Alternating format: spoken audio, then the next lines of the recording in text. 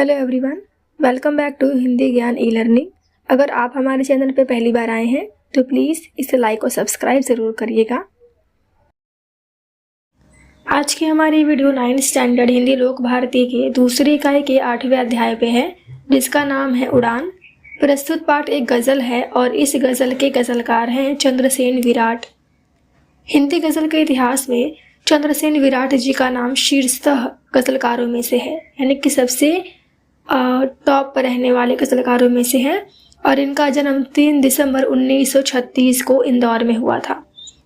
इन्होंने नवगीतों और गज़लों से मिली जुली मुक्तिकाओं में आम आदमी के जीवन को गहराई से देखा है, यानी कि लाइफ जो ऊपर से दिखता है वो होता नहीं है, बल्कि उसे अगर आप और अंदर से झांक कर देखेंगे तो उससे बहुत सारी और बातें होती हैं जो इस गज़ल को पढ़ने के बाद आपको मालूम पड़ेगा।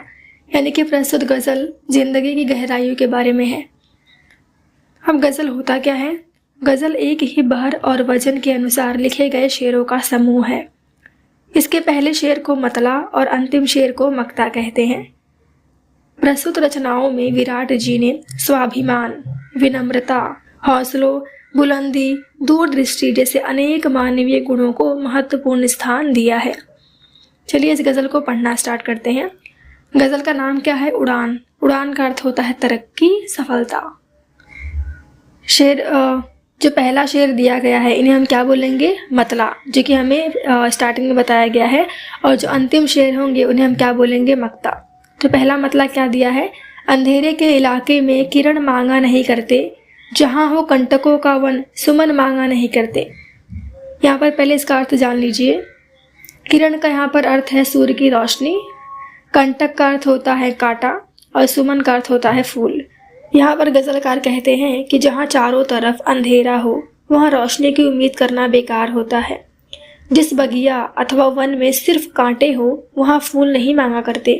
यहाँ कवि ने यह समझाने का प्रयास किया है कि यदि चारों तरफ सिर्फ अन्याय हो रहा है, गलत चीज़ें हो रही हैं और हर तरफ आपके दुश्मन फैले हुए हैं, तो ऐसी परिस्थिति में न्याय और प्रेम की उम्मीद करना व्यर्थ है।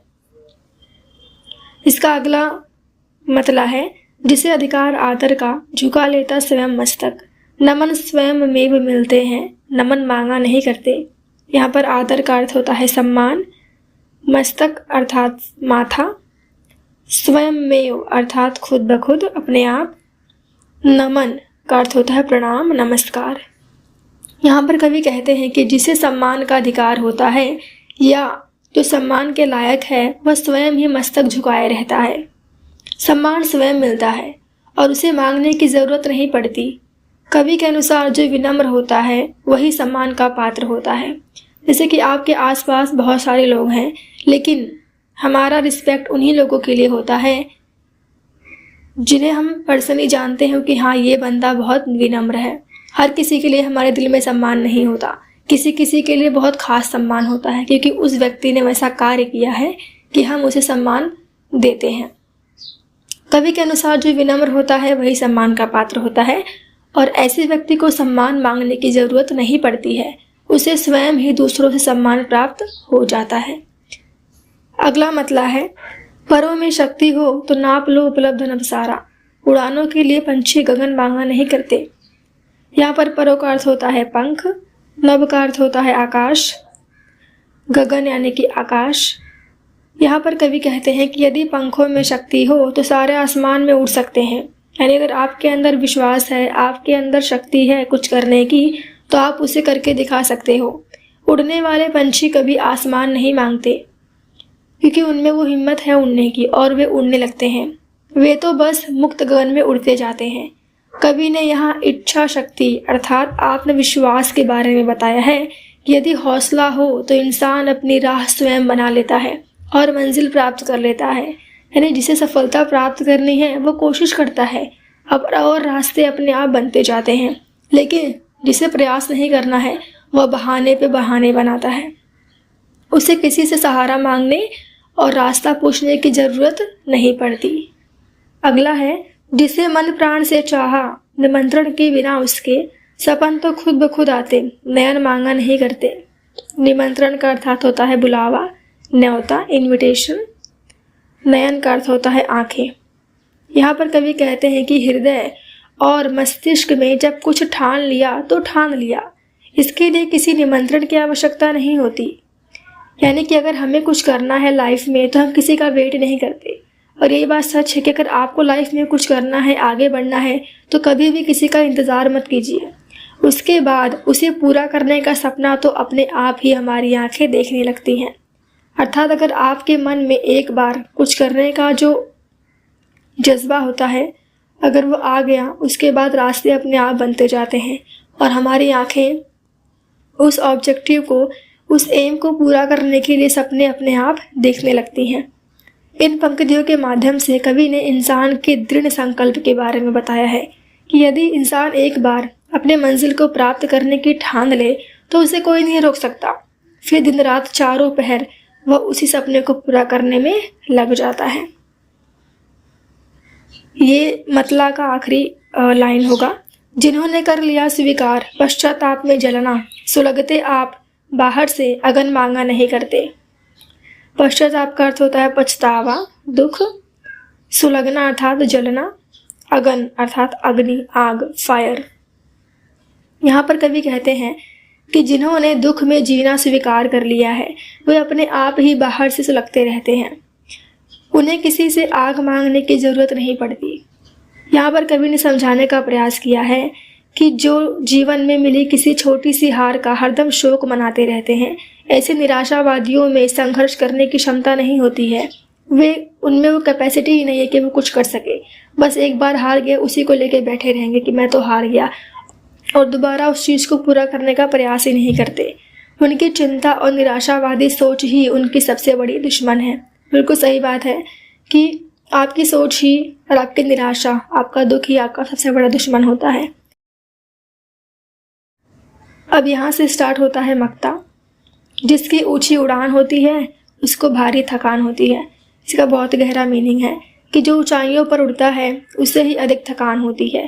अर्थात जिसकी जितनी ऊंची तरक्की होती है उसे पूरा करने के लिए उसका प्रयास, उसका संघर्ष उतना ही कठिन होता है। कवि के अनुसार किसी भी मंजिल तक पहुंचने की राह आसान नहीं होती है। सफलता जितनी बड़ी होती है उसकी राह उतनी ही मुश्किल होती है। अतः जीवन में सफलता की बुलंदियों तक पहुंचने की डगर पर ढेरों परेशानियों और मुश्किलों का सामना करना पड़ता है। यहाँ पर कवि ने समझाने का प्रयास किया है कि अगर आपको आगे बढ़ना है तो मुश्किलें सामने आएंगी ही, तो उन मुश्किलों से हमें हार नहीं मानना है, बल्कि ये देखना है कि इस मुश्किल के बाद कुछ अच्छा हमें मिलने वाला है। इसी सोच के साथ आगे बढ़ते रहना चाहिए। अगला है बोलता कम जो देखता ज़्यादा, आँख उसकी ज़ुबान होती है। इसका मतलब यह है कि जो लोग कम बोलते हैं और देखते अधिक हैं, अर्थात ऑब्जर्व ज़्यादा करते हैं, ऐसे लोगों की आंखें ही उनकी ज़ुबान होती हैं। अर्थात कम बोलने वाले व्यक्ति कर्म और उसके प्रभाव पर अधिक ध्यान देते हैं। बहुत लोग होते हैं ऐसा जिनकी बड़ी बड़ी बातें होती हैं लेकिन करते कुछ नहीं हैं। लेकिन बहुत लोग ऐसे भी होते हैं जो बोलते कम हैं बट करके दिखा देते हैं। कवि ने यहाँ बोलने से अधिक कर्म करने पर जोर दिया है। उनके अनुसार जो लोग करने में विश्वास रखते हैं उन्हें कुछ कहने की ज़रूरत नहीं होती। जिस तरह आँखों की भाषा मौन होती है लेकिन सब कुछ कह जाती है, उसी तरह उनका काम भी बोलता है, उन्हें कुछ कहने की ज़रूरत नहीं पड़ती। अगला है बस हथेली ही हमारी हमको धूप में साहिबान होती है। यहाँ पर साहिबान का अर्थ होता है छाया देने वाला। जब धूप होती है तो हमारी हथेली ही छाया देती है। जब देखिए हम धूप से बचने की कोशिश करते हैं तो अपनी हथेलियों को अपने सर के ऊपर रख लेते हैं ताकि हम धूप से बच जाएं। अर्थात हमारी हाथ ही उस धूप से बचने का रास्ता ढूंढते हैं। कवि ने इन पंक्ति के माध्यम से यह स्पष्ट किया है कि कभी भी दूसरों पर आश्रित न रहते हुए स्वयं हमेशा खुद पर विश्वास रखना चाहिए, क्योंकि आपका जो सबसे अच्छा मित्र है वह आप ही हैं। बुरे वक्त में भी हिम्मत से काम लेते हुए स्वयं ही मुसीबत से निकलने का प्रयास करना चाहिए। किसी पे डिपेंड ना रहें, यह हमारी हेल्प करेगा, बल्कि हमारी हेल्प हम खुद कर सकते हैं, ना कि कोई और। अगला है एक बहरे को एक गूंगा दे, जिंदगी वो बयान होती है।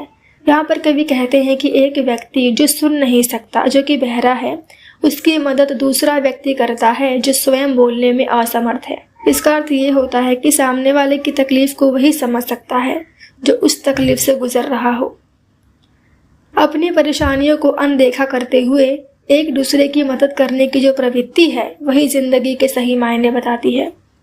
कवि ने इन पंक्तियों के माध्यम से सहयोग की भावना को स्पष्ट करते हुए कहा है कि यहाँ कोई भी पूरी तरह से सक्षम और संपूर्ण नहीं है, यानी कि जिंदगी में ऐसा कोई नहीं है जो कंप्लीट हो। हर किसी न किसी के अंदर कोई ना कोई कमी है। इसके बावजूद भी यदि लोग एक दूसरे की मदद करें तो मिलकर जीवन की समस्याओं को दूर किया जा सकता है। अगला है, तीर जाता है दूर तक उसका, कान तक जो कमान होती है। कमान का अर्थ होता है धनुष और तीर यानी कि बाण। यहाँ पर कवि कहते हैं कि तीर अंदाज का तीर तभी दूर तक जाता है, यानी कि तीर चलाने वाले का तीर बहुत दूर तक तब जाएगा जब वह अपने धनुष को हाथों से थाम कर उसकी डोरी को जोर से अर्थात कानों तक खींच कर लाता है। अर्थात कमान को जितना जोर तक खींचेंगे आप, वो तीर उतना ही दूर जाता है।